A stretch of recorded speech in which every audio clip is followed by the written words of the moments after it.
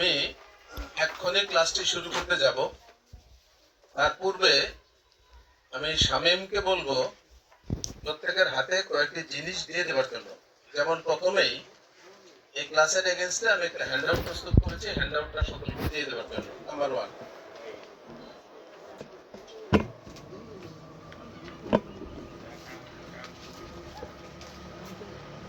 আচ্ছা, আমি ক্লাস শুরু করি, এর মধ্যে শামীম দিয়ে দিবে। আপনারা এখানে যেমন দেখতে পাচ্ছেন, এখন থেকে 4টা পর্যন্ত আপনাদের সাথে যে বিষয় নিয়ে কথা বলবো তার শিরোনাম হলো অগ্নিতত্ত্ব ও চিকিৎসায় প্রয়োগ। আমরা যেহেতু আয়ুর্বেদ নিয়ে কথা বলছি, সুতরাং এই পুরো বিষয়টা আয়ুর্বেদের মধ্যেই সীমাবদ্ধ থাকবে।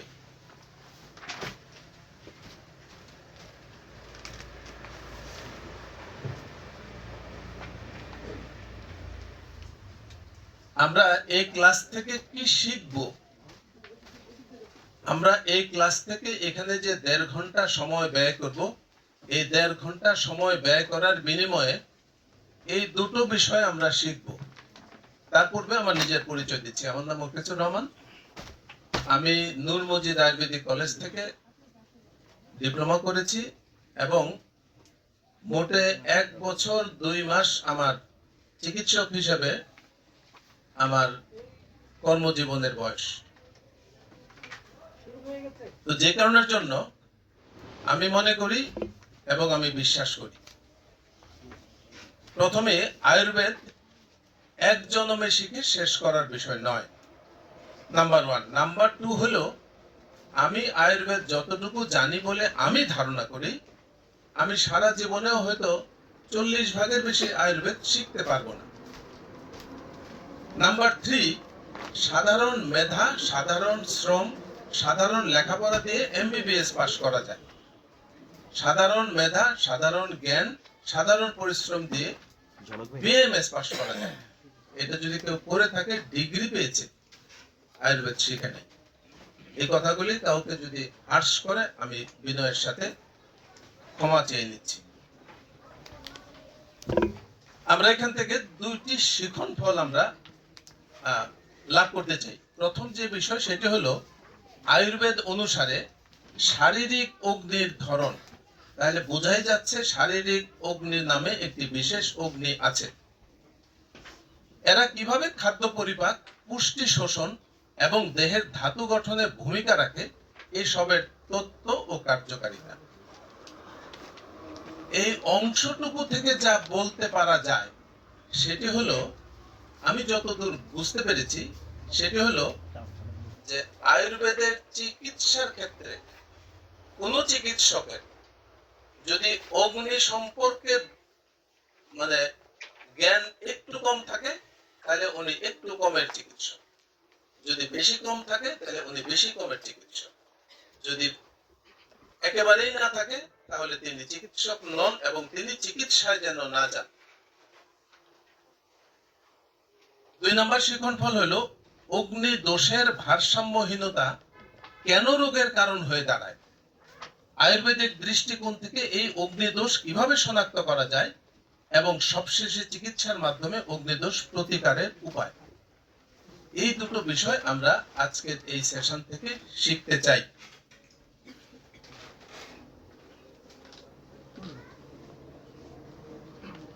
আজকের এই সেশনটি 1.5 ঘন্টা। এটা যেভাবে পরিচালিত হবে সেটা আপনাদেরকে এখানে দেখাচ্ছি আমি। 3টি মেথডে এই সেশনটি পরিচালিত হবে। প্রথম, লেকচার মেথড, যেটা আমি এখন যে পদ্ধতিতে আপনাদের সাথে কথোপকথন করছি। 2 number group discussion, 3 number solo assignment. সুবিধার জন্য আমরা এই পিছনের দুটোকে এগিয়ে নিব। প্রথম 30 মিনিট ক্লাসের পরে 15 মিনিটের জন্য একটি সোলো অ্যাসাইনমেন্ট আপনাদের জন্য আছে। এখানে বসে আপনারা সেটা পারফর্ম করবেন। এই 15 মিনিট আপনাদের। পরবর্তীতে আমরা আবার লেকচার মেথডে যাব এবং তারপরে একটা দলীয় আলোচনা, গ্রুপ ডিসকাশন। সেখানে আবার আপনাদেরকে একটা শীট আমি দেব, সেখানে প্রত্যেকটা গ্রুপে 3 জন করে থেকে সেখানে একটা প্রবলেম আছে, প্রবলেমটা সলভ করব। তাহলে প্রথমটা একক কেন? প্রথম একক হলো আমাদের যেহেতু অগ্নির ক্লাস, আপনি যেন এখানে বসে আপনার অগ্নির পজিশন কি এটা যেন আপনি নির্ণয় করতে পারেন। যে শীটটা হবে এই শীটের মাধ্যমে আপনারা নিজেদের অগ্নি নিজেরাই নির্ণয় করতে পারবেন এবং নির্ণয় করার পরে আপনি বুঝবেন যে আপনি শারীরিক কি সমস্যার মধ্যে আছেন। এটা একটা সেলফ অ্যাসেসমেন্টের বিষয়। সেকেন্ড যে অ্যাসাইনমেন্ট বা একটা লেসন এখানে দেওয়া হবে সেটা একজন পেশেন্টের ব্যাপার।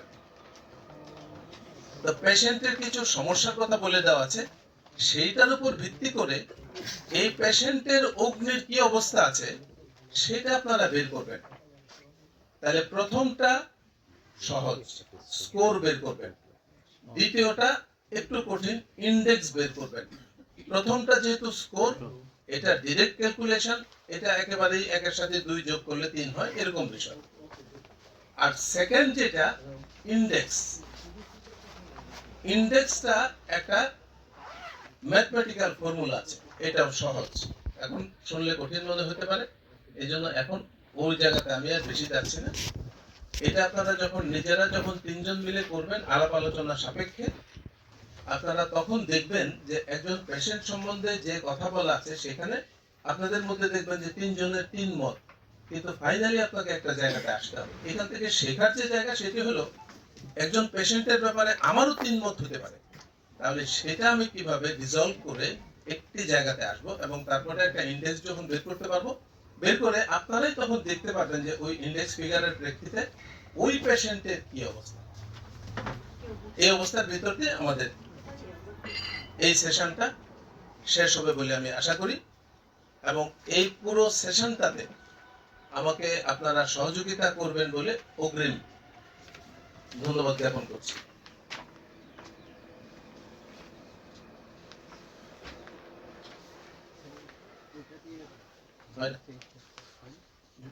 ইয়াটা কোথায়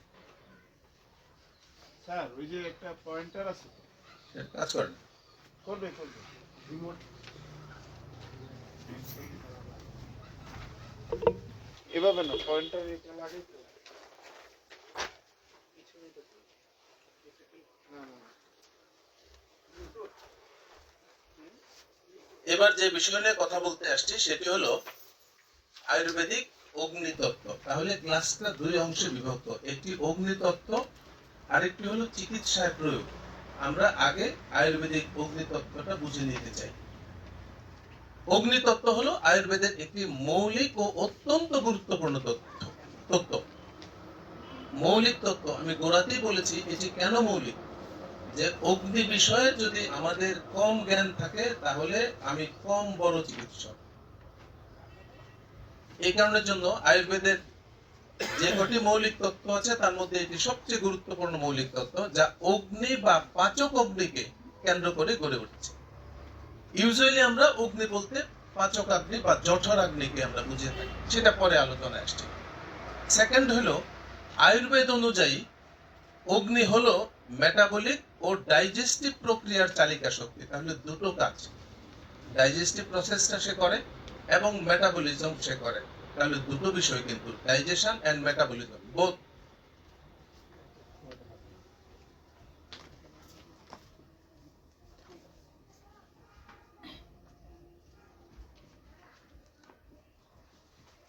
এই দুটো কাজ করে অগ্নি।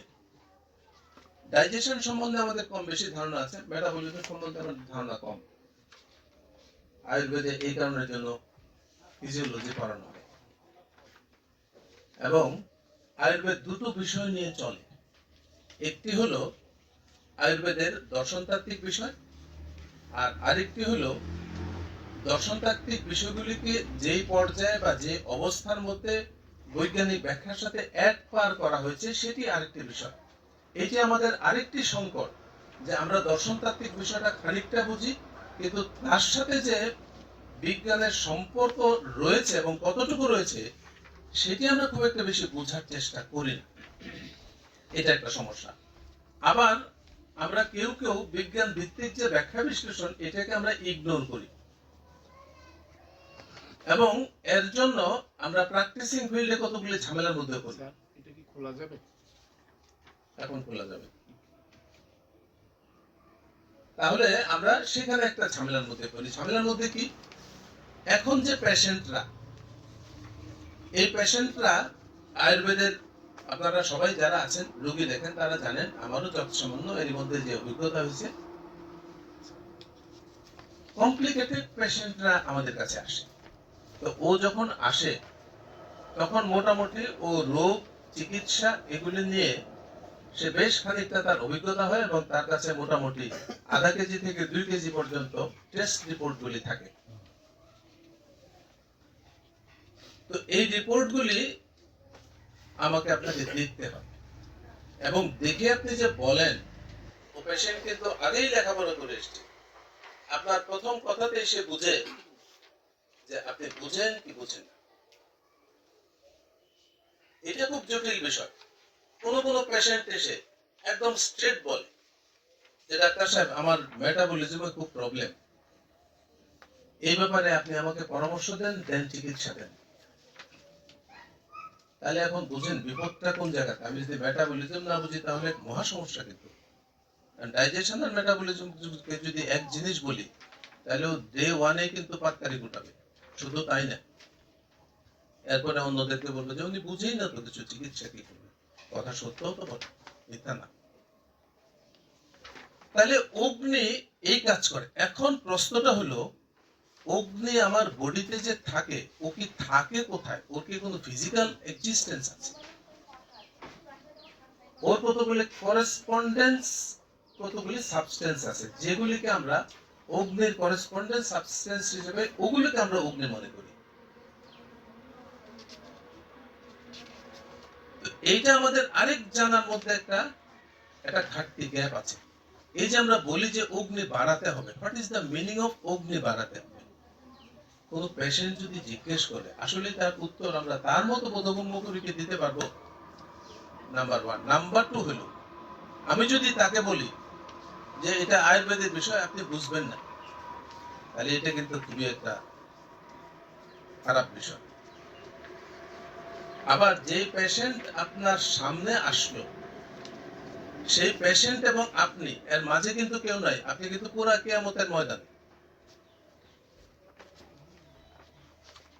এই যে আমার এখানে 3 জন আছেন, এই যে এই পাশে 3 জন লাইন ধরা, মোজাম্মেল সাহেব, উনি সন্ধ্যায় আপনাদের একটা প্রেজেন্টেশন দিবেন।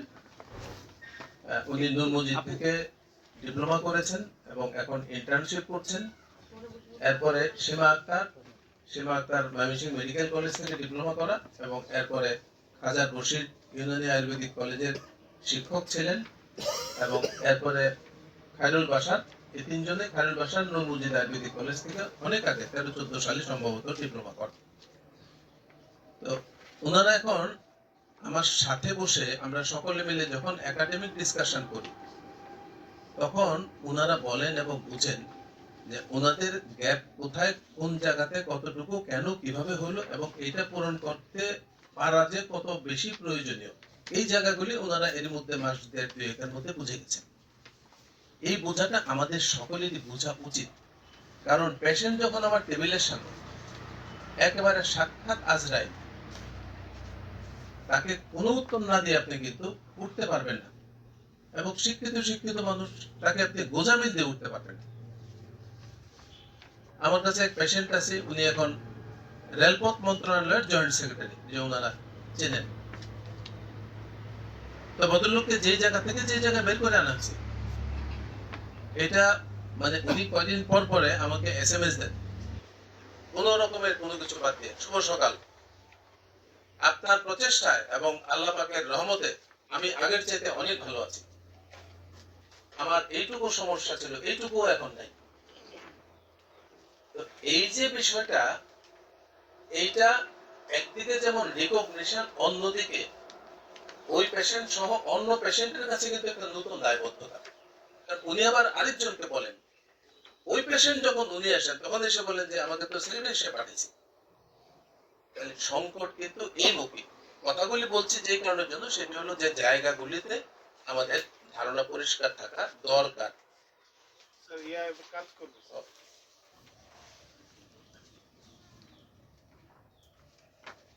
এটার দিকে তাকান। আচ্ছা না? এখানে নাকি? হ্যাঁ, এইটা। পয়েন্টারও ইউজ করতে পারবেন স্যার। অগ্নির প্রধান ভূমিকা, অগ্নির প্রধান ভূমিকা। অগ্নি কি করে? প্রথমে ডাইজেশন, এরপরে মেটাবলিজম, এরপরে ইমিউনিটি, এবং সবশেষে সে কতগুলি সাইকোলজিক্যাল কাজ করে। সাইকোলজিক্যাল কাজ এই কারণের জন্য করে কারণ এটা একটা ফিজিক্যাল এন্টিটি। এবং অগ্নি কিন্তু আমি যদি বিজ্ঞানের দৃষ্টিভঙ্গিতে দেখি, এটা পিওর ফিজিক্স। যদিও আমাদের যে অগ্নি, আয়ুর্বেদের অগ্নি, তার সাথে অগ্নির সাথে পানি যুক্ত হয়ে আমরা এটাকে কোথায় দেখি? পিত্তে দেখি। পিত্তকে আমরা কেমিস্ট্রির বিষয় বা বায়োকেমিস্ট্রির বিষয় মনে করলেও অগ্নি হলো শক্তি। সে বায়ুপিত্ত কফ, এই তিনটা কিন্তু শক্তি, ওর কিন্তু ফিজিক্যাল এন্টিটি নেই। অগ্নি শক্তি, তার শক্তি হিসেবে ওর এই মনস্তাত্ত্বিক কতগুলি কাজ সে করে। কি কি করে? তার মধ্যে চিন্তা, আবেশ, অভিজ্ঞতা গ্রহণ ইত্যাদি নিয়ন্ত্রণ করে। তার মানে চিন্তাও নিয়ন্ত্রণ করে অগ্নি, আবেগ নিয়ন্ত্রণ করে অগ্নি। এই জন্য দেখেন, বাস্তব জীবনে কোনো মানুষ যখন উত্তেজিত হয়ে যায়, তখন আমরা তাকে থামাই, তাকে বসাই, পানি খেতে দিই, তারপরে শরবত খেতে দিই, অগ্নি যেন নিয়ন্ত্রণ করতে পারা যায়। এই যে বিষয়গুলি আমাদের জীবন থেকে এবং বহু শত হাজার বছর থেকে অভিজ্ঞতার প্রেক্ষিতে এই জায়গাগুলি উঠে এসেছে। তাহলে প্রধান কাজ কি? ডাইজেশন। সে কি করে? ডাইজেশনের মধ্যে খাদ্যকে ভাঙে, পুষ্টি শোষণ করে ও মল নিষ্কাশন করে। এটা আমরা একটু পরেই দেখবো বিষয়গুলো। বিপাক, মেটাবলিজমে সে কি করে? খাদ্য থেকে শক্তি উৎপাদন করে। থ্রু মেটাবলিজম এটিপি জেনারেট করা হয়, এবং ATP is our real power. যেমন একটা সোজা আঙ্গুলকে যখন 90 ডিগ্রিতে বাঁকা করি, তখন 25টা এটিপি খরচ হয়। তাহলে এই যে এটিপি, এটা তৈরি হয় থ্রু মেটাবলিজম, এবং আমরা বডিতে যত যা কিছু খাই সবই কিন্তু মেটাবলিজম হয়। প্রত্যেকটা জিনিস মেটাবলিজম হয়, কারণ আমার বডি ভাত হিসাবে, মাংস হিসাবে, এই হিসাবে সেল কোনো কিছুই নেয় না। প্রতিরোধ ক্ষমতা বা ইমিউনিটি, অগ্নি শক্তিশালী হলে শরীর রোগ মুক্ত হয়। তো এটার পিছনে যে কারণ, অগ্নি শক্তিশালী হলে ডাইজেশন বাড়ে, মেটাবলিজম বাড়ে, তখন সঙ্গত কারণে এমনিতেই শরীর শক্তিশালী হবে, কিছু করার নেই। এ পর্যন্ত যা বললাম এইটুকু সার কথা। কি সার কথা? আয়ুর্বেদিক মতে অগ্নি জীবন, অগ্নি স্বাস্থ্য, অগ্নি যৌবন। এর বিপরীত হলো মৃত্যু ও রোগের কারণ। তাহলে অগ্নির ক্ষমতাটা এই পর্যন্ত। আমার শরীরে যখন তাপ থাকে তখন আমি জীবিত, আমার শরীরে যখন তাপ থাকে না তখন আমি মৃত। সুতরাং স্বাস্থ্য রক্ষার মূল চাবিকাঠি হলো অগ্নির সমতা বজায় রাখা। আমরা যখন অগ্নির ভেতরে প্রবেশ করব তখন এই কথাগুলির অর্থ বুঝতে পারা যাবে। অগ্নির সমতা বজায় রাখা। আয়ুর্বেদিক চিকিৎসায় রোগ নির্ণয় ও চিকিৎসার সময় অগ্নির অবস্থা বিবেচনা করা হয়। আয়ুর্বেদিক চিকিৎসায় রোগ নির্ণয় ও চিকিৎসার সময় অগ্নির অবস্থা বিবেচনা করা হয়। দেবজ্যোতিও কিছুক্ষণ আগে এই কথাগুলি বলে গেছে। কারণ এটি শারীরিক ও মানসিক সুস্থতার কেন্দ্রবিন্দু। উৎস অনুযায়ী অগ্নি দুই প্রকার: এক্সটার্নাল অগ্নি, ইন্টারনাল অগ্নি। এখানে একটা মজার বিষয় বলে রাখি, সেটি হলো অগ্নি শব্দটিকে আয়ুর্বেদ ফায়ার লেখে নেই, অগ্নি লিখেছে। কারণ আয়ুর্বেদের অগ্নি আর বাইরে ভাত রান্না করার ফায়ার এক জিনিস না। এখানে অগ্নিকে শক্তি হিসাবেই দেখা হয়েছে, এবং এটা একটা ফিজিক্যাল পাওয়ার। এক্সটার্নাল পাওয়ার কোনটা? পঞ্চমহাভূতের যে অগ্নি, এটা এক্সটার্নাল পাওয়ার, এটা মহাজাগতিক শক্তি। ত্রিদোষের অগ্নির মধ্যে অগ্নি এবং জল দুইটা মিলে পিত্ত হয়েছে, এটি মহাদৈহিক শক্তি। আমরা কোন অগ্নিকে নিয়ে আমরা ডিল করি? আয়ুর্বেদের চিকিৎসক হিসেবে কোন অগ্নিকে আমরা ডিল করি? আমরা উভয় ধরনের অগ্নিকে নিয়ে ডিল করতে হয়। একজন রোগী যে পরিবেশে থাকবে সেটাও তার রোগ সৃষ্টি অথবা রোগ থেকে মুক্তির একটি অবস্থা। সে কারণের জন্য আমাকে উভয় ধরনের অগ্নিকে নিয়েই চলতে হয়। এটা আমরা সকলেই জানি, আমি কিছুই নতুন বলছি না। কোনো কোনো ক্ষেত্রে হয়তো একটু ব্যাখ্যা বিশ্লেষণ দিচ্ছি, কিন্তু কিছুই বলছি না, কারণ এখানে যারা আছেন তারা সকলেই আয়ুর্বেদ নিয়ে লেখাপড়া করে এসেছেন। সে কারণের জন্য আমি বলতে চাই যে আপনারা এগুলো জানেন। অগ্নি 3 প্রকার: জঠরাগ্নি, ভূতাগ্নি এবং ধাতবাগ্নি। জঠরাগ্নি, জঠরে যে অগ্নি থাকে। ভূতাগ্নি, আমাদের যে 5টা মহাভূত, এই 5টা মহাভূতের যে অগ্নি, এগুলিকে ভূতাগ্নি অথবা পঞ্চমহাভূতাগ্নি অথবা মহাভূতাগ্নি, যে নামে বলি এই 5টি ভূতাগ্নি। ধাতবাগ্নি, আমাদের শরীরে যেহেতু 7টি ধাতু আছে, ধাতু মানে টিস্যু, এই 7টা টিস্যু গঠনে 7 ধরনের অগ্নি থাকে, এই 7টি হলো ধাতবাগ্নি। তাহলে জঠরাগ্নি 1টা, ভূতাগ্নি 5টা, 1টার 5টা 6টা, আর ধাতবাগ্নি 7টা। এই মোট 13 ধরনের অগ্নি আছে। এর মধ্যে জঠরাগ্নি হলো সকলের নেতৃস্থানীয় অগ্নি। জঠরাগ্নি সকলের নেতৃস্থানীয় অগ্নি, কিন্তু সে ইন্ডিপেন্ডেন্ট নয়, কারণ বডির কোনো কিছুই কিন্তু ইন্ডিপেন্ডেন্ট না। শরীর এমন এক জটিল এক যন্ত্র যে এখানে কেউ ইন্ডিপেন্ডেন্ট না। সিকোয়েন্সিয়ালি ঘটে অথবা সাইমালটেনিয়াসলি ঘটে, কিন্তু কেউ ইন্ডিপেন্ডেন্ট না। আমরা এবার একটু অগ্নিগুলির অবস্থান এবং কার্যাবলী দেখব।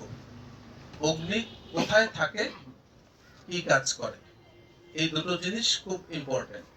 তার মধ্যে জঠরাগ্নি যেহেতু সবচেয়ে গুরুত্বপূর্ণ অগ্নি, এই জন্য এটাকে আমরা বিশেষভাবেই দেখাচ্ছি আপনাদেরকে।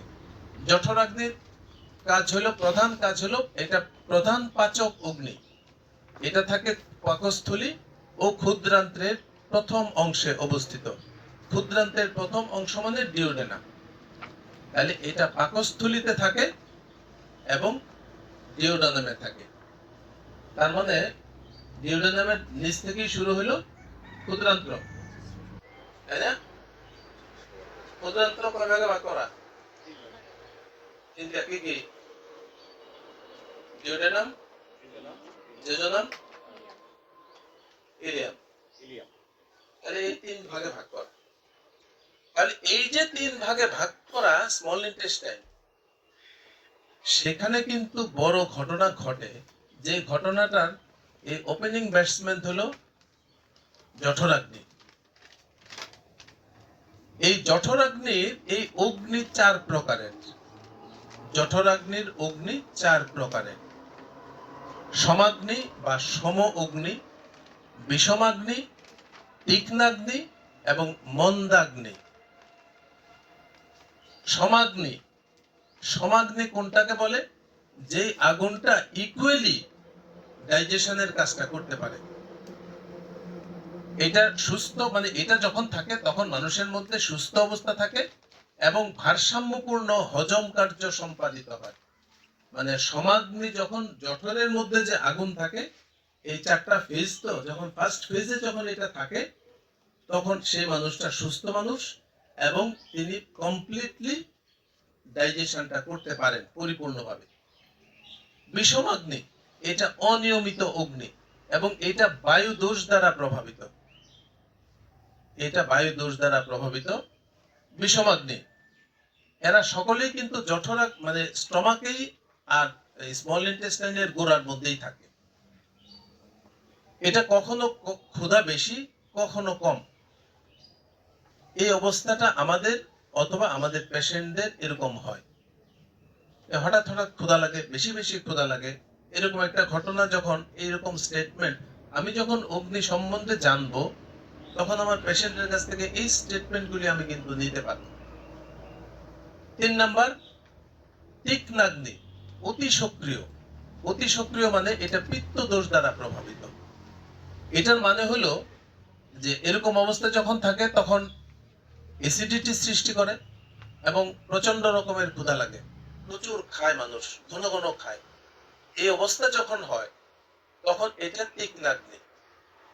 তো তো তাহলে শরীরের ভেতরে এই অসমতা, আগুনের এই অগ্নির এই অসমতা যখন তৈরি হয়, তখন এখান থেকেও কিন্তু নানান ধরনের রোগের সৃষ্টি হয়। মন্দাগ্নি বা আগুনটা কম, অগ্নি কম, এটা হলো কফ দ্বারা প্রভাবিত। এটা ধীর হজম এবং অলসতা, এই মন্দাগ্নি জনিত কারণেই দেহে অমার সৃষ্টি হয় বা টক্সিন জমা হতে থাকে। এখন আমাদের মধ্যে এই খুঁজলে দেখা যাবে, বা আমরা নিজেদেরকেও যদি পরীক্ষা নিরীক্ষা করে দেখি, এই যে 4 ধরনের অগ্নি, এই 4 ধরনের অগ্নি আমাদের মধ্যে কিন্তু কখনো কখনো সমাগ্নি থাকে, কখনো কখনো বিষমাগ্নি থাকে, এরকম থাকে, কিন্তু কখনো কখনো মন্দাগ্নি হয় কিন্তু এটা যে আমাদের হয় না তা না, কিন্তু আমরা কখনো জানি না যে আমরা যে এই সমস্যার মধ্যে আছি।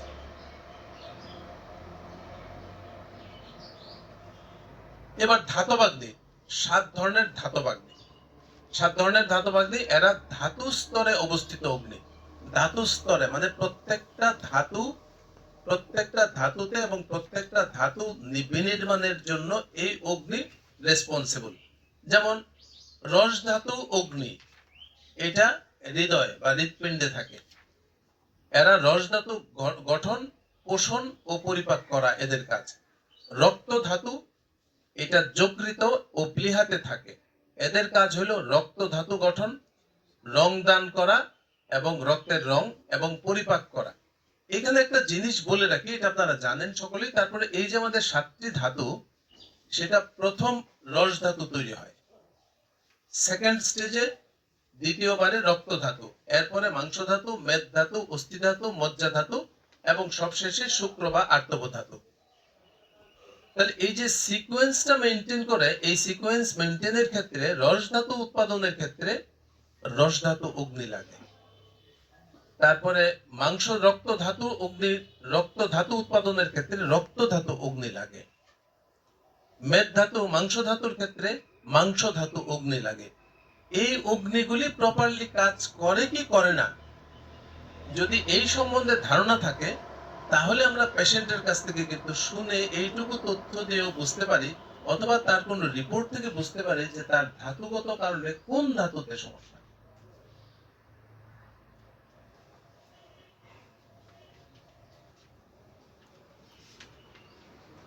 আমি এরপরে যাচ্ছি আমাদের যে ভূতাগ্নি, 5টা ভূতাগ্নি, এই যে পঞ্চমহাভূতের 5টা ভূতাগ্নি: আকাশীয় ভূতাগ্নি, বায়বীয় ভূতাগ্নি, আগ্নেয় ভূতাগ্নি, আপ্য বা পানি ভূতাগ্নি এবং পার্থিব ভূতাগ্নি বা পৃথিবী ভূতাগ্নি। এরা কোথায় থাকে?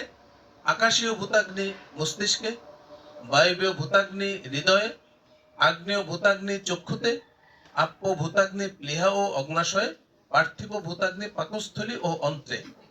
তাহলে এই পর্যন্ত আপনারা যে অর্গানগুলির নাম দেখলেন এবং যে ধাতুগুলির নাম দেখলেন, তাতে করে আমরা এইটুক একটা কনক্লুশনে আসতে পারি যে আমার বডির বিভিন্ন জায়গাতে বিভিন্ন ধরনের আগুন কিন্তু ক্রিয়াশীল, এবং এই আগুনের যেখানেই ব্যত্যয় ঘটে সেখানেই সমস্যা তৈরি হয়, সেইভাবে রোগের সৃষ্টি হয়। এবং সেই রোগকে যদি আমরা বের করে আনতে চাই, তাহলে এই অগ্নির অবস্থান অনুযায়ী তার পারফরমেন্সটা যদি ক্লিয়ার করে না বুঝতে পারি, তাহলে চিকিৎসাটা আমরা ঠিকঠাক মতনে করতে পারি না। আমরা একটা অগ্নির ছোট্ট একটা গাণিতিক মডেল দেখতে চাই। SA divided by T, H equal to SA divided by T। H মানে হেলথ, স্বাস্থ্য, SA মানে অগ্নির শক্তি, আর T হলো অমা বা টক্সিন। তাহলে অগ্নির শক্তিকে যদি আমি অমা দিয়ে ভাগ করি, তাহলে যে ফিগারটা বা যে ইন্ডেক্স ফিগারটা পাবো, এখান থেকে আমি বুঝতে পারি যে আমি সুস্থ না অসুস্থ। অগ্নি শক্তিশালী হলে সুস্থতা বাড়বে, অমা জমা হলে সুস্থতা কমবে। তাহলে ওখানকার ফিগারে সে কথার কথা, আমি যদি এরকম একটা জিনিস চিন্তা করি,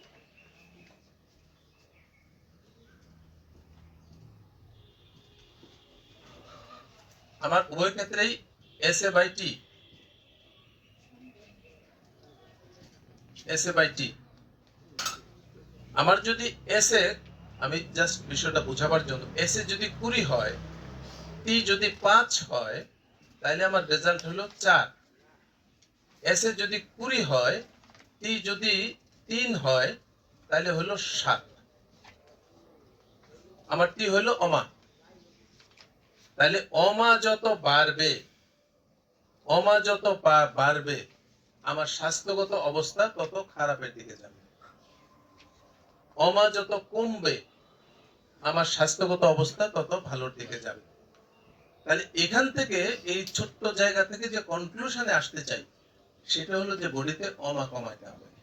অমা যদি কমাতে হয়, তাহলে সমাগ্নি রাখতে হবে।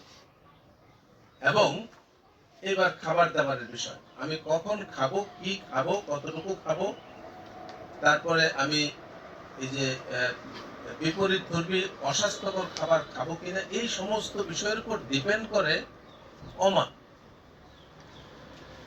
সুতরাং অমা একটা খুবই ইম্পর্ট্যান্ট এন্ড কমপ্লিকেটেড বিষয়। আমি সেকেন্ড একটা মডেলে একটা জিনিস দেখাতে চাই। এটা হলো A ইকুয়াল টু অগ্নির শক্তি। অগ্নির শক্তি 0 থেকে 10 পর্যন্ত আমি নিচ্ছি।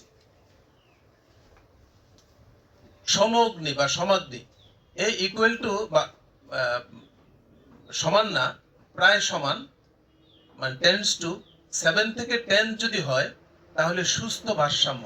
তার মানে সম অগ্নি, এই 10 যদি আমার হাইয়েস্ট হয়, তাহলে 10-এর যত কাছাকাছি থাকবে, আমি তত সুস্থ থাকবো। বিষমাগ্নি, এটা কখনো 3 হইতে পারে, কখনো 8 হইতে পারে, কখনো 2 হইতে পারে।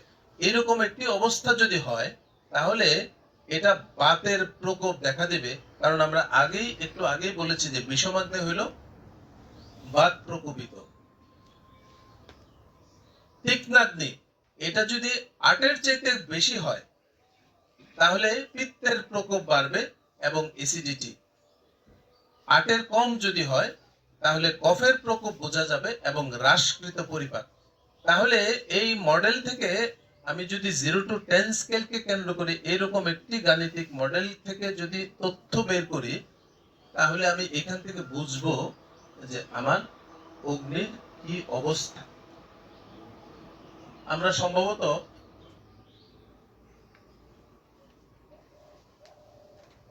3 নম্বর মডেল, আমরা শেষের দিকে চলে আসছি প্রথম অংশে। অগ্নি ও পুষ্টি শোষণের সম্পর্ক। অগ্নি এবং পুষ্টি শোষণের সম্পর্ক। পুষ্টি তো শোষিত হইতে হবে, বডি অ্যাবজর্ব করতে হবে। উইদাউট অ্যাবজর্পশন সেই বডির খাবারের কোনো মূল্য নাই। তাহলে শোষিত পুষ্টি কি দিয়ে বের করা হয়? খাদ্য গুণ এবং অগ্নির দক্ষতা, এই দুইটার উপর ডিপেন্ড করে পুষ্টি কতটুকু শোষিত হলো। তাহলে অগ্নির দক্ষতাটা, মানে এফিসিয়েন্সি অফ অগ্নি, এই এফিসিয়েন্সি অফ অগ্নি বের করার ফর্মুলা কি? সঠিক সময়ে খাদ্য গ্রহণ, হজমের সহায়ক অভ্যাস, এটাকে ভাগ করতে হবে ভুল খাদ্যাভ্যাস ও মানসিক চাপ। তার মানে আমি যদি সঠিক সময়ে না খাই এবং হজমের সহায়ক যে অভ্যাসগুলি সেটা যদি না করি, আর যদি ভুল খাদ্যাভ্যাস তৈরি করি, আর যদি মানসিক চাপ বেশি থাকে, তাহলে আমার অগ্নির দক্ষতা বা এফিসিয়েন্সি অফ অগ্নি কমে যাবে। এফিসিয়েন্সি অফ অগ্নি কমে গেলে খাদ্যগুণ বেশিও যদি থাকে, তাহলে পুষ্টি শোষণ কম হবে। এই ফর্মুলাগুলি, ম্যাথমেটিক্যাল মডেলগুলি আপনাদেরকে আমি সহজ করে দেখাচ্ছি জায়গাটা ধারণা করার জন্য, যে অগ্নিটা আমাদের কোন স্তরে কিভাবে কাজ করে এবং কোথায় আমরা কি অবস্থার মধ্যে আসতে পারি। এটা নিয়ে আর কথা বললামই না। আমরা একটু এই জায়গাতে চলে আসি, একটা এক্সারসাইজ। এই এক্সারসাইজটা হলো, আপনারা প্রত্যেকের হাতেই শীট দেওয়া আছে, এরকম আড়াআড়ি 2 পাতার একটা জিনিস আছে। আমরা এখান থেকে প্রত্যেকের নিজেদের অগ্নিবল স্কোর বের করব। আমি একটু পড়ে শোনা, একটু সবাই হাতে নেন। এখানে 4টি বিভাগ করা হয়েছে। প্রথম বিভাগ হলো ক্ষুধা ও খাদ্য গ্রহণ, দ্বিতীয় বিভাগ হলো হজম প্রক্রিয়া ও লক্ষণ, তৃতীয় বিভাগ হলো মল ও নিষ্কাশন, এবং চতুর্থ বিভাগ হলো শারীরিক ও সামগ্রিক লক্ষণ। এখানে আপনারা একটা জিনিস দেখেন, যেমন প্রথমটাই যদি আমি বলি, এখানে কিচ্ছু করতে হবে না, খুব সামান্য কাজ। প্রথম টেবিলটার একদম শেষের দিকে যান, লেখা আছে স্কোর 0 to 3। প্রথম টেবিলের বিভাগ 1-এর শেষে লেখা আছে স্কোর 0 to 3। তাহলে এখানে দুইটা বিষয় উল্লেখ করা আছে, ক্ষুধার তীব্রতা একদম বাম দিকে যদি আসেন, খাবারের পরিমাণ। তাহলে ক্ষুধার তীব্রতা এটা আপনার নিজেরটা আপনি অ্যাসেস করেন। যদি আপনার ক্ষুধা মন্দ থাকে তাহলে ওই স্কোরের মধ্যে 0 বসাবেন। যদি আপনার বিষম অগ্নি থাকে বা অনিয়মিত তাহলে আপনি ওখানে 1 বসাবেন। যদি স্বাভাবিক বা সম অগ্নি থাকে তাহলে স্কোরের ঘরে 2 বসাবেন। যদি তীক্ষ্ণ বা অত্যধিক অগ্নি থাকে তাহলে 3 বসাবেন। তাহলে 0 থেকে 3 যে কোনো একটা ফিগার, মানে 1.1 এর ক্ষেত্রে একটা ফিগার বসবে, 0 থেকে 3 পর্যন্ত যে কোনো একটা ফিগার। একই রকম ভাবে তার পরের ঘরে 0 থেকে 3 এর মধ্যে যে কোনো একটা ফিগার। এভাবে এই সবগুলি 4টা টেবিলে আপনি এই ফিগারগুলি বসাবেন। এই ফিগারগুলি আগে একটু বসিয়ে নেন। আমার মনে হয় যে এটার জন্য 5 মিনিট সময় লাগবে। আচ্ছা, এখানে একটু বোঝার বিষয় আছে। মোট স্কোর কয়েকটা ব্র্যান্ড ঘর আছে, আবার স্কোরের নিচে 0 থেকে 3। সেটাই তো বলছি। হ্যাঁ, ওইখানে স্কোরগুলো বসাবো। হ্যাঁ, ওখানে আপনার জন্য যেটা প্রযোজ্য, যেমন আমি এই সবাই শীটটা আবার নেন, আমি একটু বলি ওনাকে। ধরেন ক্ষুধার তীব্রতা আপনার 0 হলো মন্দ। মন্দতে বলা আছে কোনো ক্ষুধা নেই, জোর করে খান আপনি। 1 হলো বিষম বা অনিয়মিত বা সময় ভেদে পরিবর্তন হয়। মানে এগুলোর মধ্যে যেটা আপনার জন্য প্রযোজ্য সেই ফিগারটা স্কোরের ঘরে বসাবেন। যদি আপনার জন্য 1 প্রযোজ্য 1, 0 প্রযোজ্য হলে 0, 3 প্রযোজ্য হলে 3, 2 হলে 2, শুধু ফিগারটা বসাবেন ডান দিকে, আর কিছু না। তাহলে এরকম 4টা টেবিল আছে, 4টা টেবিলের মধ্যে যে কটা ঘর আছে ফিগারগুলি আগে বসাবেন। দ্বিতীয় ধাপে যাচ্ছি পরে।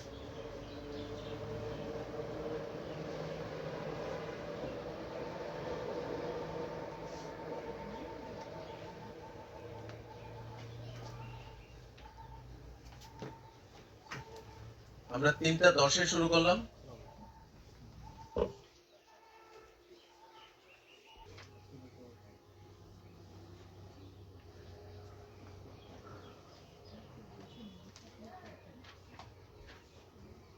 এটা প্রত্যেকের ব্যক্তিগত সম্পত্তি।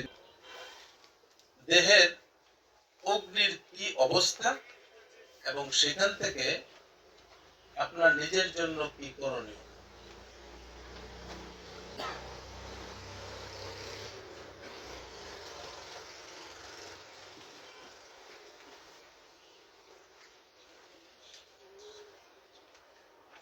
যদি শেষ হয় তাহলে দ্বিতীয় অংশে প্রবেশ করব।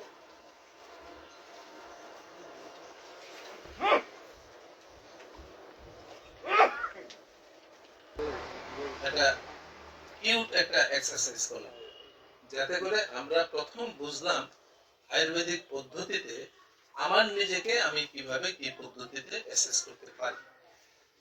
এখানে একটা জিনিস বলে রাখি, এই যে জিনিস যা দেখছেন এগুলো কোনোটাই আমার আবিষ্কার না, আমি এর সংগ্রাহক।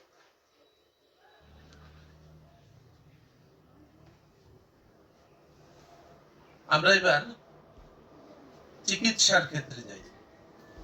চিকিৎসায় অগ্নির ঐতিহাসিক প্রেক্ষাপট। প্রথমেই কটারাইজেশন একটা সময়, ইভেন এটা আপনার ইয়ের আমলেই, সুশ্রুতের আমলে উনি তো কটারাইজেশন করতেন। উনি বেসিক্যালি এই ব্লাড ভেসেল সিল করার জন্য এই পদ্ধতি উনি উদ্ভাবন করেন। এখন যে কটারাইজেশন যে মডার্ন ফর্মে এসছে সেটা কিন্তু খুব একটা ইম্পর্টেন্ট এবং একটা মজার বিষয়। সেটাকে আমরা এখন শুধু কটারাইজেশন না, এখন সবকিছু মিলে যে জায়গাটা সেটা হলো অগ্নিকর্ম। এই নামে আয়ুর্বেদের একটি চিকিৎসা আছে।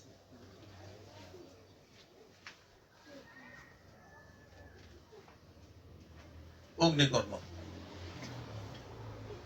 এটা আমি নিজেও করি এবং এর মধ্যে আমার কাছে দেবজ্যোতি এই অগ্নিকর্মের 2জন পেশেন্ট পাঠিয়েছিলেন। তো অগ্নিকর্মের মধ্যে কটারাইজেশন একটা বিষয়, এটাকে আগে তো কটারাইজেশনটা ছিল, পরবর্তীতে আরো অনেকগুলো বিষয়কে যুক্ত করে অগ্নিকর্ম। এবং খুব মজার বিষয় যে ভারতে এই শুধু অগ্নিকর্মকে কেন্দ্র করে একটা হসপিটাল আছে আলাদা, শুধু অগ্নিকর্ম করে এই হসপিটালটাকে। সেকেন্ড হলো ধাতু প্রক্রিয়া, ধাতব যন্ত্র গরম করে টিউমার চিকিৎসা।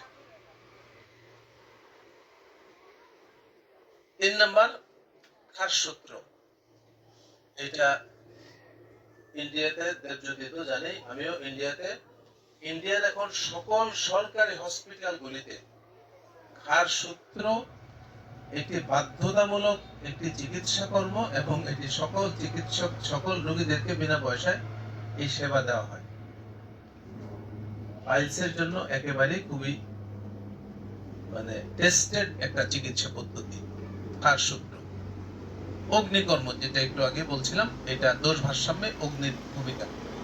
এই জায়গাগুলি ধীরে ধীরে হিস্ট্রিক্যালি একটার পর একটা তৈরি হতে হতে এখন এগুলো প্রত্যেকটাই আছে, কিন্তু প্রত্যেকটা এক একটা ফর্মে আছে। তো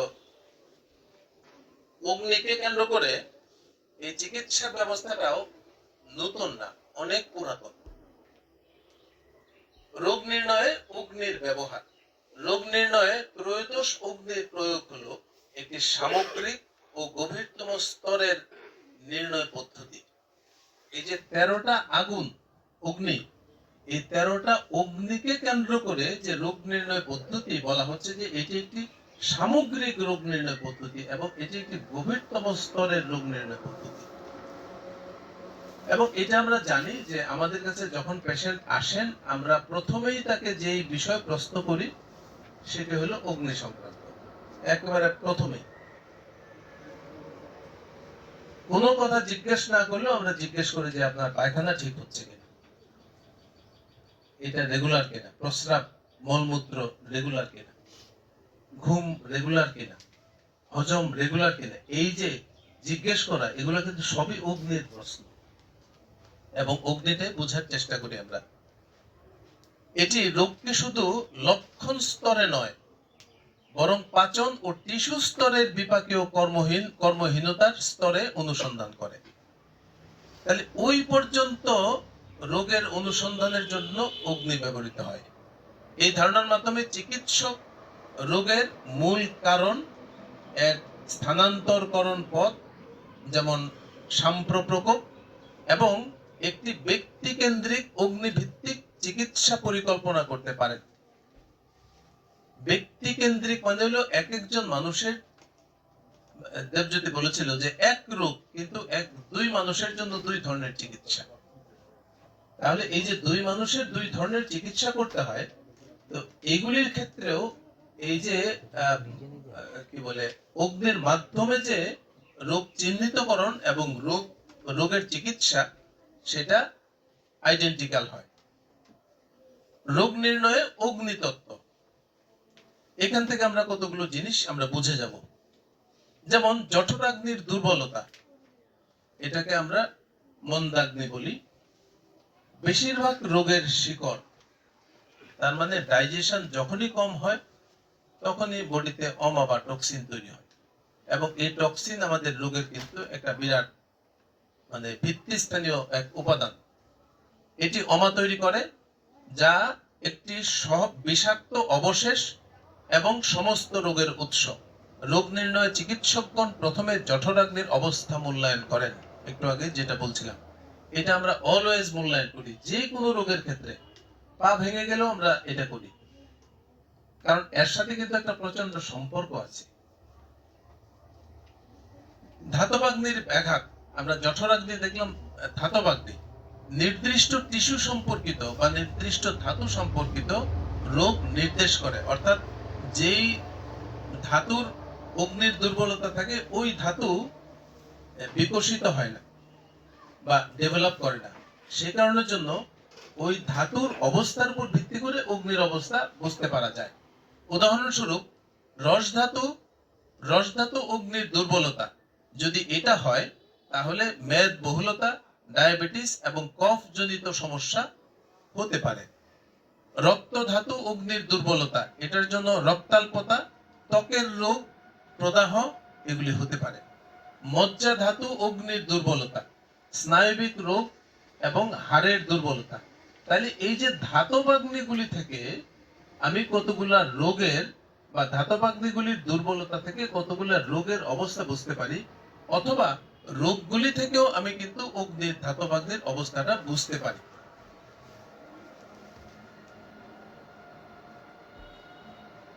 প্রকৃতি ও স্থান নির্ধারণ, লক্ষণ অনুযায়ী রোগটি কোন অগ্নির সাথে সম্পর্কিত। যেমন পাকস্থলীর সমস্যা যদি হয় তাহলে জঠরাগ্নি, যদি যকৃতের সমস্যা হয় তাহলে রক্ত ধাতু অগ্নি, এইসবের অবস্থা বুঝতে পারা যায়। তাহলে আমি অর্গানকে চেক করেও আমি বুঝতে পারি যে আমার অগ্নির কি অবস্থা বডিতে। প্রকৃতি নির্ধারণ, অগ্নি তীক্ষ্ণ বা মন্দ হলে রোগের প্রকাশ ভিন্ন হয়।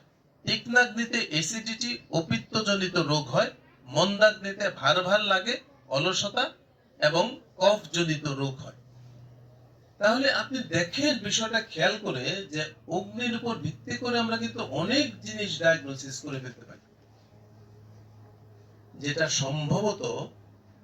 সম্ভবত না, মোটামুটি নিশ্চিত করে বলা যায় অ্যালোপ্যাথিক ডিসিপ্লিনে এটা কখনোই এইভাবে নির্ণয় বা নির্ধারণ করতে পারে না। এবং আমাদের যে নির্ণয় বা নির্ধারণের যে পদ্ধতি, এটা কোনো অনুমান ভিত্তিক না, এটি একেবারে গবেষণা প্রসূত। এবং এটা যে একেবারে মানে ওল্ড টেস্টামেন্টের কথা যে এটা বলা ছিল এরকম ঘটনা তা না। এর প্রত্যেকটা জিনিস এখন একেবারে গবেষণা দ্বারা প্রকাশিত, প্রমাণিত এবং গৃহীত।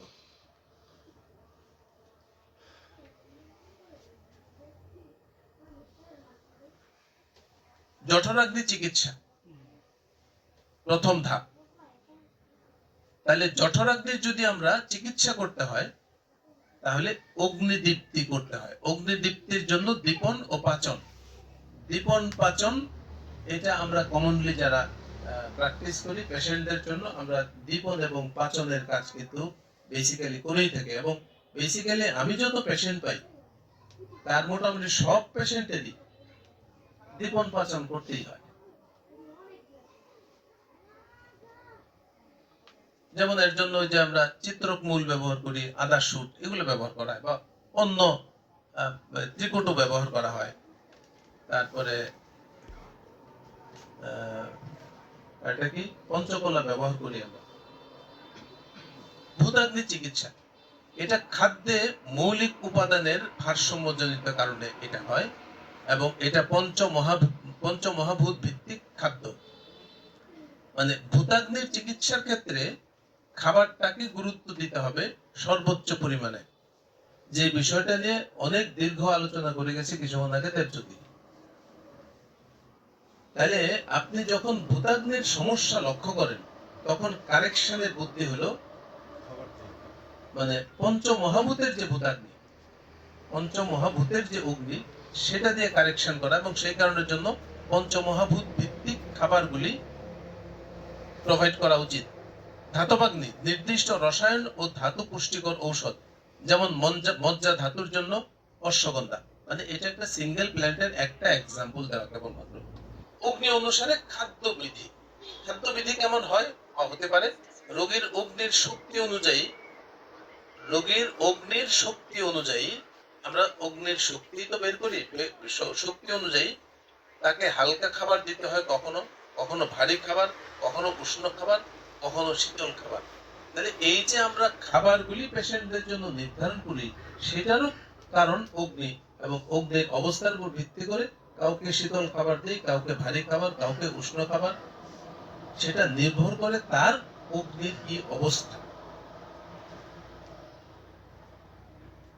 আমি এবার একটা ব্যবহারিক উদাহরণের কথা বলছি। ধরা যাক একজন রোগীর আর্থ্রাইটিস ও স্থূলতা আছে। আয়ুর্বেদিক বিশ্লেষণটা হলো তার জঠরাগ্নি দুর্বল, এই কারণের জন্য অমা উৎপাদিত হচ্ছে এবং এই অমা বাত দোষকে আবদ্ধ করেছে, ফলে মেদ ধাতু এবং অস্থি ধাতু জমা হয়েছে। তাহলে এখানে কোন অগ্নি ক্ষতিগ্রস্ত? উত্তর হলো প্রধানত জঠরাগ্নি, প্রধানত জঠরাগ্নি। এরপরে মেদ ধাতু অগ্নি চর্বি জমার জন্য দায়ী, তাহলে প্রধানত জঠরাগ্নি, এরপরে মেদ ধাতু অগ্নি, এরপরে অস্থি ধাতু অগ্নি, কারণ তার জয়েন্টে ব্যথা আছে। তাহলে এই তিন ধরনের, এই কেসটা থেকে আমরা এই তিন ধরনের ধাতুর মানে অগ্নির অবস্থাটা বুঝতে পারছি।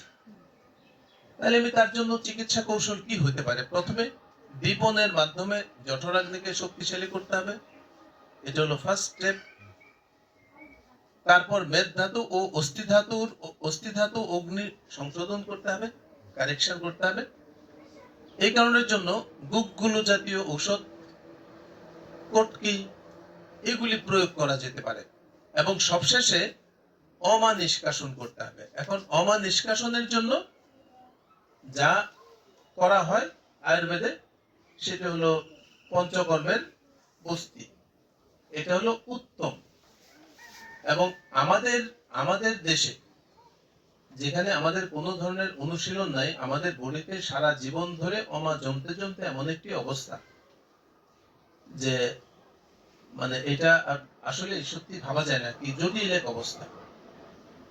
এবং আমার কাছে তিনটা ছোট ছোট এবং মারাত্মক কেসের কথা বলি। একটি কেস সেবা উত্থাপন করবে সন্ধ্যায়, মাইগ্রেনের এক পেশেন্ট। সেকেন্ড কেস, আমার সামনে বসা আছে আমার মিসেস, তার হাতের ব্যথা, কোন অবস্থাতে হাতের ব্যথা যেন এমন এক অবস্থা, এই মারা গেলাম, কঠিন এক অবস্থা। তো তাকে এর মধ্যে নিরীহ বস্তি এবং অনুবাসন বস্তি দেওয়া হয়েছে। 4 দিন নিরীহ বস্তি, না 4 দিন না 5 দিন, আর 3 দিন অনুবাসন বস্তি। তো গত পরশুদিন প্রথম বলছিল যে আমার হাতে ব্যথা নাই। আমি বললাম যে তাহলে তোমার চিকিৎসা নেই। চিকিৎসার প্রয়োজন নেই। আমার কাছে আরেকজন পেশেন্ট আসলেন, ওর স্কুল জীবনের এক ক্লাসমেট, তার ওয়াইফ। সেই মহিলার যে মানে কোন অসুখ নাই এটা সে নিজেই বলতে পারে না, মানে ডেইলি একটা করে নতুন রোগের কথা বলে। তার মাথা ব্যথা, পায়ের ব্যথা, গায়ের ব্যথা, হাঁটুর ব্যথা, ঠ্যাঙের ব্যথা, জ্বলে, মাথা জ্বলে, ঠ্যাং জ্বলে, পেট জ্বলে, মানে এক অস্থির এক অবস্থা। এই পেশেন্টটাকে আমরা ঔষধ দিলাম একটা, কিন্তু তাকে আমরা বস্তি দিলাম কয়দিন দিলাম সীমা? 14 দিন। মহিলা ফোনে বলে, দুলাভাই আমার এখন কিছু নাই, মানে কোনো সমস্যা নাই। তাকে এই মহিলা 7 বছর যাবত চিকিৎসা করে আসছে। তো এটা কিচ্ছু না, আমরা শুধু অমাটা বের করে নিই। আর তার যে প্রবলেম গুলি আছে, আমরা যখন তাকে এনিমাটা দেই, এনিমার জন্য আমরা যে ডিককশনটা তৈরি করি, এই ডিককশন তার প্রবলেম গুলিকে কেন্দ্র করে ডিককশন তৈরি করা হয়। এইটুকুই কেরামতি, আর কিচ্ছু না।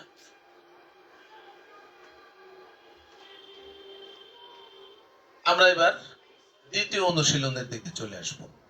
এই অনুশীলনটা হলো রোগীকে কেন্দ্র করে। আপনারা একজন রোগীর অগ্নিবলের সূচক বের করবেন, অগ্নিবলের সূচক।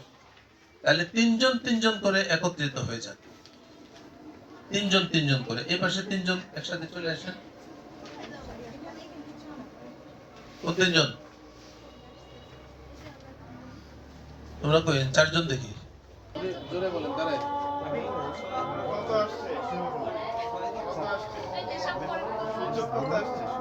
চারটা ফিগার।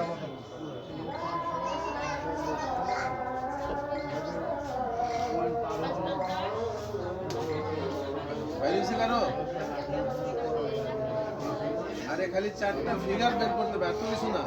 স্যার এ আসছে 9, এই দাঁড়ান, এই যে আমরা একজনের পাইছি, একটা হিসাব করে দেখি কি অবস্থা। এ হইল 9, জি হচ্ছে 7, 7, এম হচ্ছে 5 5, আর ডি হচ্ছে 5। দাঁড়ান, এই হচ্ছে 5, জি এটাকে ক্যালকুলেশন করেন। 7 আর 9 এর সাথে 16।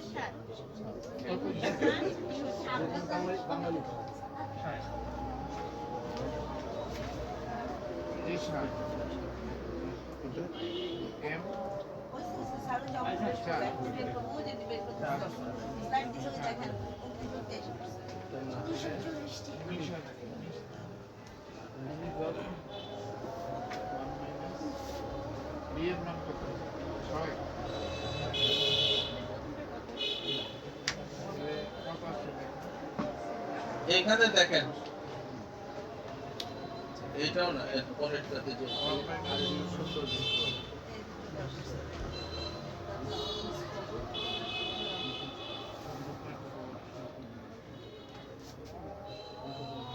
এবার যাদের যাদের সূচক আসছে, এই সূচক অনুযায়ী মিলাই দেখেন ঘটনা কি দাঁড়ায়। এই যে একটা যেমন পাওয়া গেছে 3.5, 3.5 মানে মন্দ অগ্নি। এক গ্রুপে পাওয়া গেল, এই পেশেন্টকে তারা নির্ধারণ করলেন যে এই পেশেন্টের এই ইনডেক্স হলো, ইনডেক্স নাম্বার হলো 3.5। আচ্ছা, একজনের আসছে 6.4। এটার মানে হলো এই যে এক পেশেন্টের ব্যাপারে আমাদের যে ভিন্ন রকম চিন্তা যে কাজ করে এবং নানান রকম যে যার দৃষ্টিভঙ্গি থেকে আমরা দেখছি, এই পেশেন্টকে কিন্তু আমরা সেরকম মনে করছি এবং তার ট্রিটমেন্ট কিন্তু সেরকম হবে। আমাদের আসছে স্যার 1.8। স্যার এখানে উচিত ছিল প্রায় কাছাকাছি হওয়া, তাহলে না, উচিত অনুচিতের ব্যাপার না, এক্সারসাইজ গুলি হলো আপনাকে নিজেকে শার্পেন করা। তাহলে দেবজ্যোতির কথা 1.8, 1.8 মানে অত্যন্ত মন্দ অগ্নি। তাহলে আমরা একজন মন্দ অগ্নি পাইলাম, একটা গ্রুপ পাইলাম অত্যন্ত মন্দ অগ্নি। আর কোন গ্রুপে আমরা পাইছি 6.4। 6.4 মানে সম অগ্নি। 7.3 মানে সম অগ্নি। স্যার সবার কি সেম কোশ্চেন ছিল? হ্যাঁ, মানে এই যে এইটা দেখ, এইটার মাধ্যমে যেটা আপনাদেরকে বোঝার সুযোগটা দিচ্ছি আমি, সেটা হলো এখান থেকে আপনারা বুঝেন যে আপনার যে ইনডেক্স ফিগার বের হলো আর পেশেন্টের এখানে যে কেসটা ডেসক্রাইব করা আছে, এটা আপাত দৃষ্টিতে আপনার স্কোর সঠিক বলে মনে হচ্ছে কি হচ্ছে না? যদি না হয় তাহলে আপনি কোন জায়গাতে কনজারভেটিভ ছিলেন, আপনি কোন জায়গাতে বেশি ওপেন ছিলেন, মানে রিল্যাক্টেন্ট ছিলেন। এইটুকুই শেখা, শেখার জায়গাটা কিন্তু এইটুকু। আমি এটা থিওরিটিক্যালি যদি আপনারা এক্সপ্লেন করতাম, আপনি মোটেও বুঝতেন না, এটা মানে কনসেপ্ট করতেন না কখনো। এখন আপনি নিজে করার প্রেক্ষিতে আপনি বুঝতে পারছেন যে আপনি যে কেসটা, যে প্রবলেমটা নিয়ে আসলো পেশেন্ট, সেই পেশেন্টের আপনি যখন অগ্নি ইনডেক্স আপনি বের করছেন, তখন সেই ইনডেক্সের প্রেক্ষিতে পেশেন্টটাকে আপনি কোন ক্যাটাগরিতে পেয়েছেন। আপনাদের কি অবস্থা? 3.5 মানে মন্দ অগ্নি। তাহলে আমরা দুইটা গ্রুপের মন্দ অগ্নি পেলাম, একটা গ্রুপের অত্যন্ত মন্দ অগ্নি পেলাম। এখন কেসটা যা বলা আছে, এই কেসের মধ্যে যেটুকু আছে তাতে আমি যদি ইউজুয়ালি বলি, এটা সম অগ্নি হওয়ার কথা না,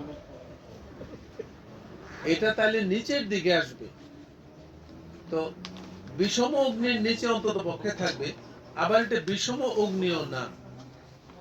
তাহলে বোঝাই যায় এখান থেকে এটা মন্দ অগ্নি হতে পারে, আর যদি বেশি কনজারভেটিভ হন তাহলে এটা অত্যন্ত মন্দ অগ্নি হতে পারে। কোনটা বেশি ধরো? হ্যাঁ, সমগ্রের নিচে আছে। কোনটা বেশি ধরছে? আপনি কোনো না কোনো জায়গাতে আপনার তো একটা কনসিডারেশনে আসছেন, আমি সে কথা বলছেন যে কনসিডার, তো আপনার কনসিডারেশনের উপর ডিপেন্ড করবে। এই যে একজন পেশেন্ট, এটার মানে হলো যে এই একজন পেশেন্টও যদি প্রত্যেকের কাছে দেওয়া হতো, তাহলে প্রত্যেকে আপনারা বা প্রত্যেক গ্রুপের কাছে দেওয়া হলে এই পেশেন্ট এই কথাগুলি যদি বলতো, তাহলে পেশেন্টকে আপনারা এইভাবে অ্যাসেস করতেন এবং অ্যাসেসমেন্টটা করে দেন আপনারা তার চিকিৎসাটা করতেন। এই তো করতেন। তাহলে এখান থেকে যদি আমাদের এইটুকু শিক্ষা গ্রহণ আমাদের হয় যে আমাদের পেশেন্ট অ্যাসেসমেন্টের ক্ষেত্রে অত্যন্ত কেয়ারফুল থাকতে হবে, অত্যন্ত কেয়ারফুল থাকতে হবে। কারণ আমার কোনো একটা জায়গাতে যদি অধিক কনজারভেটিভ হয়ে যায় অথবা অধিক রিল্যাক্টেন্ট হয়ে যায়, তাহলে আমার পেশেন্টের চিকিৎসাটা ভুল হবে।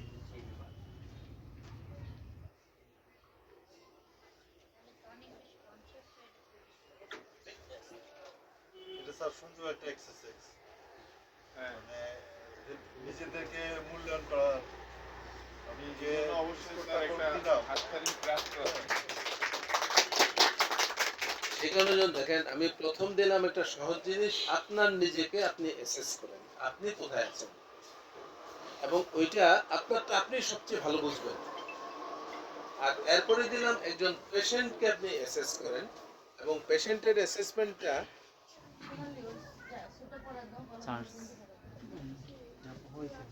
হয়েছে আছে।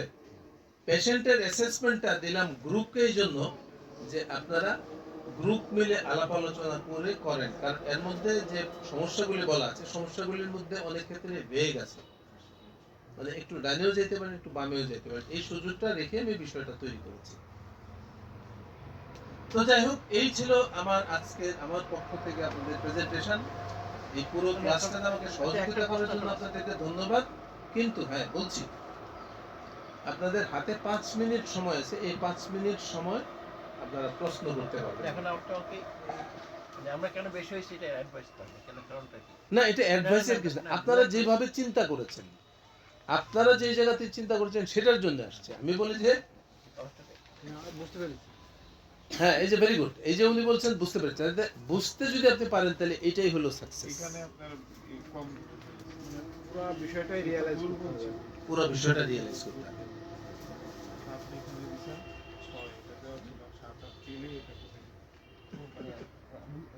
হ্যাঁ আমরা রিভার্স করছি। হ্যাঁ হ্যাঁ উল্টা করে রিভার্স করছি। দুর্বল মানে বেশি। হ্যাঁ হ্যাঁ দুর্বল মানে বেশি। এটা মানে দুর্বল মানে হচ্ছে এটাকে বেশি দাও বিষমত নির্ভর করে দুর্বল মানে। পয়েন্ট যদি বেশি হলে হ্যাঁ এটা সিঙ্গেল ফর্মুলা। তারপরও ডায়াগনোসিসটা খুব ইম্পর্টেন্ট। ডায়াগনোসিস হলে আপনার হ্যাঁ বিষয়কে যত এটা বেশি কনসিডারেশনে নিয়ে তারপরে ইয়ে করতে হবে। ডিফারেন্ট ওয়ে অফ থিংকিং এর বিষয়। আগে প্রশ্ন শুনি, যদি প্রশ্ন না থাকে তাহলে এরপরে আপনাদের মত শুনবো। এই যে মত, যদি প্রশ্ন না থাকে তাহলে বাসার সাহেব আমাদের প্রথম মত দেবার জন্য উনি দাঁড়াইতে চাচ্ছেন। এখন আপনার মত দিতে পারবেন। Floor is open. তো বসে পড়ি স্যার। হ্যাঁ অবশ্যই। এখানে ম্যাথমেটিক্সের মাধ্যমে যেটা আমরা এর আগে যেভাবে আয়ুর্বেদটা অধ্যয়ন করেছি অনেকটা সাহিত্যের মতো, এটা বেশি এটা কম, কিন্তু এখানে যে ম্যাথমেটিক্সের মতো টু দ্য পয়েন্টে একটা বিষয় আছে, সেই জিনিসটা কিন্তু আমাদের ভিতরে কাজ করে। এবং এই যে অগ্নি, এর আগে আমাদের ট্রেনার দিনজ্যোতি দাদা অনেক কিছু বললেন, সত্যি আমাদের কাছে টোটাল বিষয়টা নতুনভাবে আসতেছে। এবং আমরা তো আপনাদের সবার মতোই করেই এই কলেজ থেকে পাশ করে আসছি। এখন আমার কাছে যেটা মনে হয় যে চিকিৎসার জায়গায় আমরা একটা অবস্থান নিতে পারবো ইনশাল্লাহ। এই আস্থাটা গুরুত্বপূর্ণ। আস্থাটা থাকলে মানুষের যেটা হয় যে ধীরে ধীরে মানুষ প্রসিড করতে পারে, প্রোগ্রেস করতে পারে। তখন হ্যাঁ। স্যার আপনার কোন বইয়ে এই যে রোগ নির্ণয় পদ্ধতি এটার মধ্যে কি স্যার এগুলো বিস্তারিত পাওয়া যায়? একটা বই একটা বই আমরা নিয়ে আসছি, হ্যাঁ, দুইটাই আনার কথা। আর একটা দুইটা বই আর কি ওইটা আছে। আছে। উপরে থেকে ক্লাসে আসেন কেন? নিয়ে আসেন। দুইটাই নিয়ে আসেন। হয়তো দেখতে পেরেছেন যে আমার দুইটা বই প্রেসে আছে, এর মধ্যে এটা একটা পঞ্চকর্ম। এটা কি ইয়া হয়ে গেছে স্যার, এসে পড়ছে এটা না, এটা একটা ডামি বই। আমি সবসময় একটা বই আগে ডামি করে ফাইনালি দেখতে হয়। এই আমরা একটু যে প্রেসের চাপে পড়ে গেছি, প্রেসের চাপে হইলো ডিসেম্বর মাসে ডায়েরি ক্যালেন্ডার নিয়ে প্রেসগুলো ব্যস্ত হয়ে যায়। তো দুইটা বইয়েরই পেজ মেকআপ হয়ে গেছে, এটারও পেজ মেকআপ হয়ে গেছে, তারপরে আয়ুর্বেদিক পদ্ধতিতে রোগ নির্ণয় ও চিকিৎসা সেটারও পেজ মেকআপ হয়ে গেছে। তো আপনি স্যার ইকুয়েশনটা দিয়েও ফ্রন্ট পেজ করতে পারেন। না, ইকুয়েশনটা দিয়ে ফ্রন্ট পেজ না, আমি ওই যে গণিতের ওখানে কিন্তু আয়ুর্বেদিক ম্যাথমেটিক্স এর দিয়ে করা আছে, এবং ওখানে ওই যেটা করা আছে ওইটা ডামি বা ফেক না, এটা একেবারে ওইটাই। ট্রুলি ম্যাথমেটিক্স, একেবারে ট্রু ম্যাথমেটিক্স। এই গণিতগুলা কি স্যার ওই বইটাতে আছে? না গণিত না, এগুলাই এটার মধ্যে আছে। ও, আর গণিতের বইয়ের মধ্যে অ্যাবসলিউটলি গণিত, আয়ুর্বেদিক গণিত, এটা আমার শেষ বই। আশা করি ওই বইটা ফেব্রুয়ারি মার্চের দিকে কি হবে, এটা কেমন শুরু করলাম কেমন। আমি অবশ্যই কিনবো স্যার। এবং খুব মজার একটু তথ্য দেই এরই মাঝে, মানে ইতিহাস ঘাটতে গিয়ে দেখলাম যে আয়ুর্বেদের জন্মের পূর্বে গণিতের জন্ম হয়েছে ভারতে, এবং এরপরে আয়ুর্বেদের জন্ম হয়েছে, এটা খুব ইন্টারেস্টিং। ফলে আয়ুর্বেদের গোড়া থেকেই গণিত ছিল, এবং সেটা প্রথম অ্যারিথমেটিক ছিল, পরবর্তীতে এটা বীজগণিত, এবং এরপরে ক্যালকুলাস, ত্রিকোণমিতি বা ট্রিগোনমেট্রি এবং জিওমেট্রি, এর সব জিনিস আছে আয়ুর্বেদে, এর প্রত্যেকটা জিনিস। এই যে একটা সিম্পল মডেল, মডেলটা সিম্পল দেখা গেলেও এটা এই মডেলটা উদ্ভাবনের জন্য বহু মানুষকে বহুদিন কাজ করতে হয়েছে। হ্যাঁ। এটা মডেল আসমান থেকে তো নাজিল হয় না। এরকম আয়ুর্বেদের প্রচুর মডেল আছে এবং প্রচুর ম্যাথমেটিক্যাল মডেল আছে। এটা একটা দামি বই।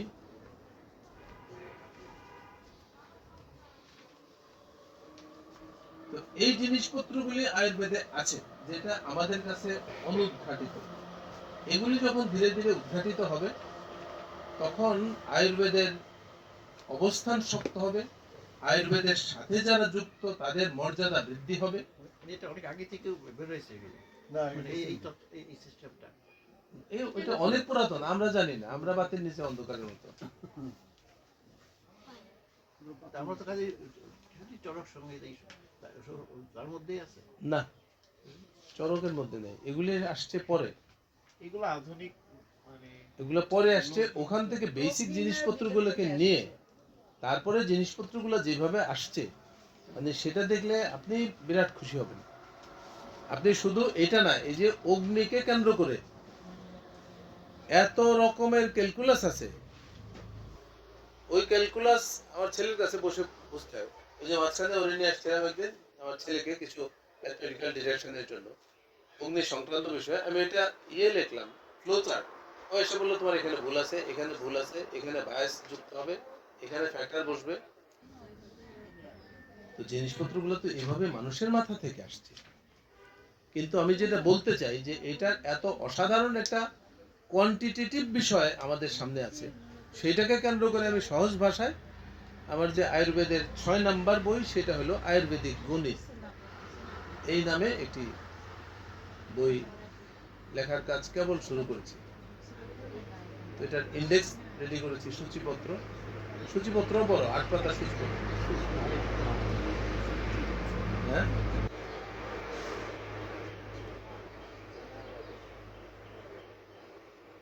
মানে এসব জিনিসপত্র আমি যখন দেখি তখন আমার কাছে মনে হয় যে ভুবন আমার কাছে নতুন করে উন্মোচিত।